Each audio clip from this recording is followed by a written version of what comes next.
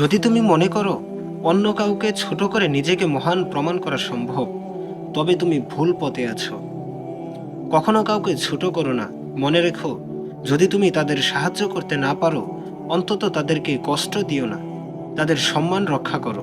কারো প্রতি অবিচার করা বা তাদেরকে অযোগ্য ভাবা, এটা কখনোই মহত্বের প্রমাণ হতে পারে না।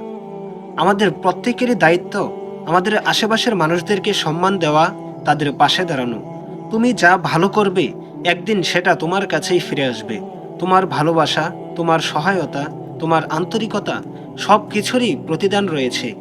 যখন তুমি কাউকে জীবনে এগিয়ে যেতে সাহায্য করো, আল্লাহ তোমার জীবনেও কাউকে পাঠাবেন তোমার উন্নতির জন্য। ভালো কাজের ফলাফল সর্বদা ভালোই হয়, কারণ ভালোই ভালোর জন্ম দেয়। সত্যি বলতে, আমরা সবাই জীবনে একে অন্যের প্রেরণার প্রয়োজন অনুভব করি।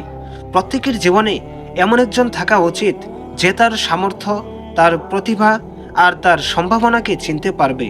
এমন কেউ যে বলবে ইউ ক্যান, অর্থাৎ তুমি পারবে, তুমি যথেষ্ট ভালো।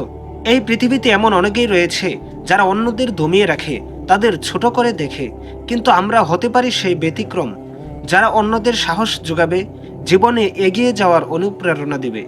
জীবন খুব ছোট, এতে কারো ক্ষতি করে নয়, বরং তাদের পাশে থেকে ভালো কাজের মাধ্যমে আমরা নিজেদের অমর করতে পারি। তাই জীবনের সেরা হওয়ার চেয়ে সবার জন্য সেরা হওয়াই সত্যিকার অর্থে মহানত্ব।